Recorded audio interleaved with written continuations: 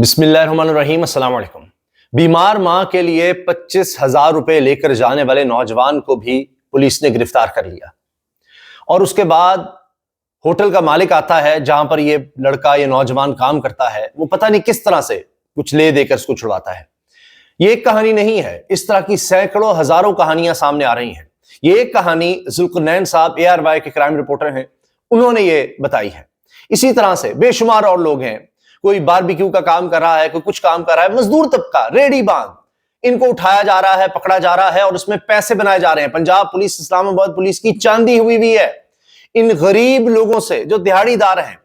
کبھی سوچا ہے کہ جب ان کو جیل میں لے جایا جاتا ہے، یہ تو روزانہ کی بنیاد پر کماتے ہیں، روزانہ کی بنیاد پر اپنے بیوی بچوں کا، رشتہ داروں کا، ماں باپ کا پیٹ پالتے ہیں، ان کو جا کر خوراک مہیا کرتے ہیں۔ ایک دن بھی اگر یہ لوگ اس طرح اٹھائے جاتے ہیں تو اس ایک دن میں جو دیہاڑی نہیں بنتی، وہ لوگ کیا بھوکے سوئیں گے؟ کبھی سوچا ہے؟ لیکن اس چیز کی پرواہ نہیں ہے اس حکومت کو۔ یہ حکومت اتنی زیادہ فرعونیت پر اتر آئی ہے کہ اس کو کسی کا کوئی خیال نہیں۔ یہ اقتدار کے نشے میں اندھے ہو چکے ہیں۔ میں نے آپ سے عرض کیا یہ سینکڑوں ہزاروں کہانیاں ہیں۔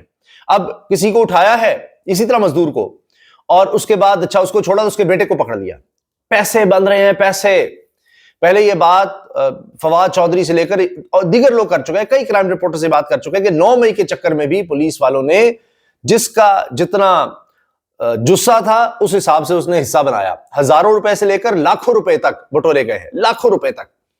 یہ حال ہوا ہے، اور اس دفعہ پھر دوبارہ یہ کام ہو گیا ہے، لیکن یہ آگ سے کھیلنے کے مترادف ہے۔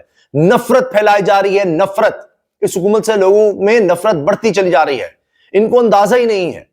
خدا نہ خواستہ یہ جب آگ بھڑک گئی پھر یہ بجھنا بڑا مشکل ہو جائے گا، لیکن ان کو پرواہ نہیں۔ ان کا خیال ہے کہ اتنا تو وقت مل جائے گا کہ جہازوں میں بیٹھیں گے اور باہر چلے جائیں گے۔ ساری دولت تو اربوں ڈالر تو ہم نے باہر رکھے ہوئے ہیں۔ دبئی میں 12.5 ارب ڈالر شافے کے ملتے ہیں، یورپ میں، برطانیہ میں، امریکہ میں، ہر جگہ ہے یہاں پر۔ تو ان کے لیے مسئلہ شاید نہیں ہے، یہ سوچتے ہیں۔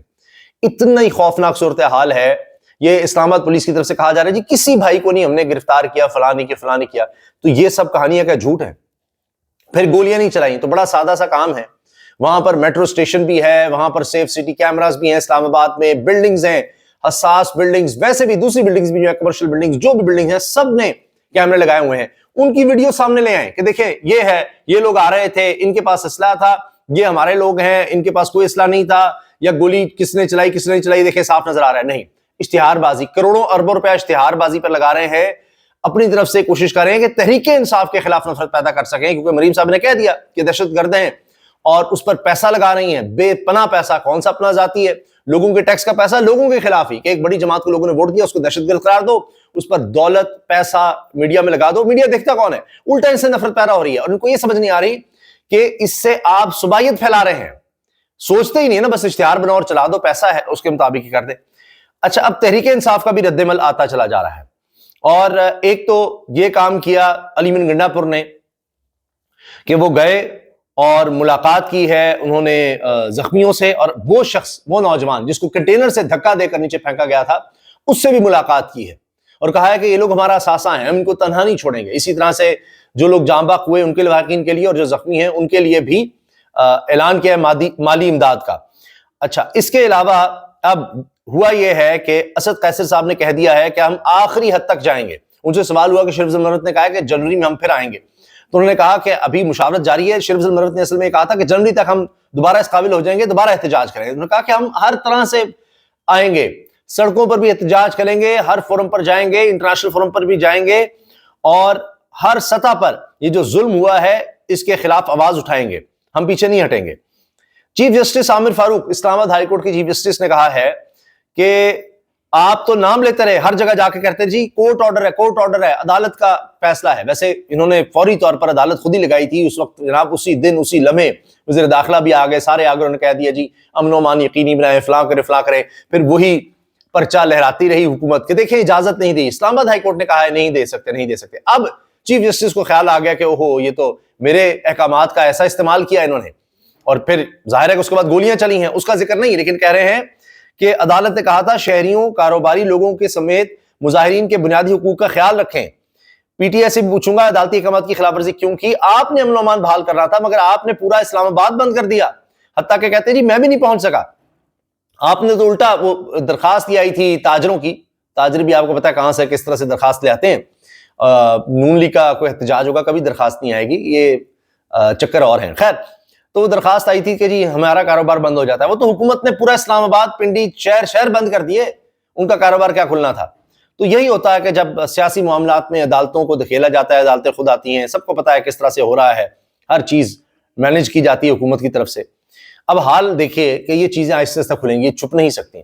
زاہد گشکوری صاحب سینئر صحافی ہیں، ہم نیوز کے انویسٹیگیشن سیل کے ہیڈ ہیں، جیو سے لے کر بہت سے انٹرنیشنل اداروں میں بھی کام کر چکے ہیں، کہہ چکے ہیں، میں نے یہ ویڈیو پچھلے جو ویلاگ ہے اس میں آپ کو دکھائی تھی، میں کریڈیبل اور اتھارٹی کے ساتھ بتا رہا ہوں کہ بشرا بی بی کی جان کو خطرہ تھا۔ علی مین کو خیبر پختونخوا انٹیلیجنس نے بتایا کہ وہاں سے نکلیں، کچھ بڑا ہونے جا رہا ہے۔ ماڈل ٹاؤن جیسا واقعہ، ماڈل ٹاؤن آپ کو یاد ہے نا، 14 لوگوں کو نون لیگ کی حکومت نے بھون ڈالا تھا گولیوں سے، حاملہ خواتین بھی دھن میں، اور 100 لوگوں کو زخمی کر دیا تھا۔ آج تک اس پر کچھ نہیں ہو سکا، آپ انداز لگائیے۔ تو ان کی یہ دیدہ دلیری ہے، ان کو پتا ہے کہ ہم بندے مار دیں گے تو ہمیں کوئی پوچھنے والا نہیں ہے، اس طرح انہوں نے دوبارہ یہ حرکت کی ہے۔ تو ماڈل ٹاؤن جیسا واقعہ تو ہو گیا تھا، یعنی جب علی بن گنڈا پور کو بتایا گیا اس وقت تک یہ ہو گیا، ماڈل ٹاؤن والا واقعہ کر دیا۔ یہ میرے الفاظ نہیں ہیں، زاہد گشکوری کے ہیں۔ اس کا مطلب یہ ہے کہ نون لیگ نے وہی واقعہ دہرایا ہے، ماڈل ٹاؤن دہرا چکے ہیں، یہ لوگوں کو مار چکے ہیں یہ اسلام آباد میں۔ لیکن لیاقت باغ جیسے سانے کا خطرہ تھا، لیاقت باغ میں بے نظیر کو قتل کر دیا گیا تھا اور اس کا خطرہ تھا، یعنی اب بشرا بی بی کو مارنے کا پلان تھا، اور اس وجہ سے پھر وہ علی بن گنڈا پور کو خبر ملی اور وہاں سے نکلے۔ یہ کسی بھی حد تک جایا جا سکتا ہے، یہ زاہد گشکوری صاحب کہہ رہے ہیں۔ اور اس کے ساتھ جناب اسلام آباد ہائی کورٹ سے رجوع کیا ہے وزیر اعلیٰ خیبر پختونخوا نے، اور اس میں انہوں نے کہا ہے کہ جو میرے خلاف مقدمہ ہے اس میں سے دہشت گردی کی دفعات نکالی جائیں۔ اچھا، انتظامیہ پر چیف جسٹس اسلام آباد ہائی کورٹ برہم ہو گئے ہیں۔ آپ نے امن و امان بحال کرنا تھا مگر آپ نے پورا اسلام آباد بند کر دیا۔ درخواست گزار نے کہا ہمارے کاروبار چلنے دیں، آپ نے میڈیا پر ہر جگہ کہا اسلام آباد ہائی کورٹ کے آرڈر پر ہم اجازت نہیں دے رہے، اسلام آباد ہائی کورٹ کے آرڈر پر ہم اجازت نہیں دے رہے، لہراتے رہے۔ انہوں نے پہلے کون سا اجازت دی؟ عدالتوں میں جب جاتی تھی تحریک انصاف کہ جی یہ ہم اجازت نہیں دے رہے، تو وہ شٹل کاک سی ہوتی تھی، پنگ پونگ ہو رہا تھا، ادھر سے ادھر، ادھر سے ادھر، سمیع اللہ سے کلیم اللہ، کلیم اللہ سے سمیع اللہ، وہ جی نہیں آپ کمشنر سے کہیں، اچھا کمشنر اوپر سے کہے، پھر اجازت دے کر جی وہ ڈپٹی کمشنر دی تھی، اب کمشنر نے واپس لے لیا۔ عجیب مذاق ہوتا تھا، اور جہاں اجازت ملتی تھی وہاں بھی کنٹینر لگ جاتے تھے۔ تو یہی سب کچھ ہو رہا تھا۔ پی ٹی آئی اسلام آباد احتجاج کے تناظر میں توہین عدالت کیس میں اسلام آباد ہائی کورٹ کے چیف جسٹس عامر فاروق برہم، آپ میڈیا پر جا کر کہتے رہے اسلام آباد ہائی کورٹ آرڈر، اسلام آباد ہائی کورٹ آرڈر، اس پر ان کو پریشانی ہو رہی ہے کہ اب ان کے آرڈر کا استعمال ہو رہا ہے۔ کاش کہ چیف جسٹس صاحب یہ بھی پوچھ لیں کہ گولیاں کس طرح چلیں، لوگ زخمی کس طرح ہوئے، ہم نے تو امن و امان برقرار رکھنے کا آرڈر دیا تھا، یہاں تو حکومت نے ہی برا حال کر دیا۔ اچھا جی، احتجاج ختم نہیں ہوا، تمام جماعتیں غیر قانونی حکومت کے خلاف آواز اٹھائیں، ہم نکلیں گے۔ عدالتی حکم کے باوجود عارف الوی کا کلینک ڈی سیل نہ ہوا، توہین عدالت کی درخواست پھر دائر ہو گئی ہے۔ سابق صدر ہیں، ان کے ساتھ یہ ہو رہا ہے، ان کا کلینک ڈی سیل نہیں ہو رہا عدالت کے احکامات کے باوجود۔ یہاں حکومت کے خلاف جو بھی حکم ہوگا اس پر عمل درآمد نہیں ہوگا، ہاں حکومت کے حق میں جو فیصلہ عدالت دے گی ایسے چٹکیوں میں، بلکہ وہ فیصلہ آنے سے پہلے عمل درآمد ہو جائے گا، تو پھر عدالتوں پر لوگوں کا اعتبار کیسے ہوگا، اعتماد کیسے ہوگا؟ آئی ایم ایف نے گیس قیمتوں میں اضافے کے لیے 15 فروری کی ڈیڈ لائن دے دی ہے، تو میں آپ کو پیشگی بتا رہا ہوں کہ گیس کی قیمتیں بھی بڑھیں گی، کیونکہ یہ حکومت خود کسی نقصان کو بہتر نہیں کر پا رہی۔ بجلی کے نقصانات میں گزشتہ سال کے مقابلے میں رواں برس 100 ارب روپے سے زائد کا اضافہ ہو گیا، اتنی مہنگائی کر کے بھی 100 ارب کا مزید اضافہ ہو گیا ہے۔ عمر ایوب کے بعد اب شبلی فراز بھی جوڈیشل کمیشن سے مستعفی ہو گئے ہیں۔ دسمبر اور جنوری میں آئی ایم ایف شرائط پر 5 اہداف حاصل نہ ہونے کا خدشہ ہے، یہ کوئی کام نہیں کر سکتے، یہ اس حکومت کے ہوتے ہوئے کوئی اچھا کام نہیں ہو سکتا، کوئی خیر کی خبر آ ہی نہیں سکتی۔ علی بن گنڈا پور کی کنٹینر سے گرائے گئے کارکن سے ملاقات، انہوں نے کہا ایسے لوگ ہی ہمارا ساسا ہیں۔ 400 ارب روپے کا شارٹ فال آ رہا ہے جی ٹیکس میں، دسمبر کے اینڈ تک 400 ارب روپے کا شارٹ فال۔ اسی سے آپ اندازہ لگا لیجئے کہ حالات کتنے خوفناک ہونے جا رہے ہیں، حالات کس قدر خراب ہونے جا رہے ہیں۔ جو اسد قیصر صاحب نے کہا ہے یہ میں چاہتا ہوں کہ آپ کے سامنے تمام تفصیل رکھ دوں، کیونکہ اس سے پتہ لگ رہا ہے کہ آئندہ کا عمل تحریک انصاف کا کیا ہے۔ جیلوں میں قید لوگوں کی رہائی پہلی ترجیح ہے، ظلم کے خلاف ہر حد تک جائیں گے۔ اور عدالت میں ضمانت کے لیے پیشی کے بعد میڈیا سے گفتگو کی، اسد قیصر نے کہا آج ہم عدالت آئے، عدالت نے حفاظتی ضمانت دی، 26 تاریخ کو ظلم ہوا، جبکہ آئین ہمیں احتجاج کا حق دیتا ہے، آئین ہر شہری کو حق دیتا ہے کہ وہ اپنے حقوق کے لیے آواز اٹھائے۔ وفاقی حکومت نے دہشت گردی دکھائی اور شہریوں پر گولیاں چلائیں، شیلنگ کی گئی۔ تاریخ میں ایسی کوئی مثال نہیں ملتی۔ اب پختونوں کے ساتھ وہاں پر ناروا سلوک کیا جا رہا ہے۔ پنجاب پولیس اور خاص کر اسلام آباد پولیس پختونوں کے خلاف کارروائی کر رہی ہے۔ یہ پاکستان کے خلاف سازش ہے۔ پی ٹی آئی سب سے مقبول جماعت اور یکجہتی کی علامت ہے۔ اسد قیصر نے کہا، بانی پی ٹی آئی کو ناجائز طور پر جیل میں رکھا گیا، کارکنوں کو بھی جیل میں رکھا گیا۔ اب ہمارے پاس کیا آپشن ہے؟ یہ صوبے کے عوام کے خلاف ایکشن لے رہے ہیں۔ اسلام آباد کو پختون کے لیے نو گو ایریا بنا دیا گیا۔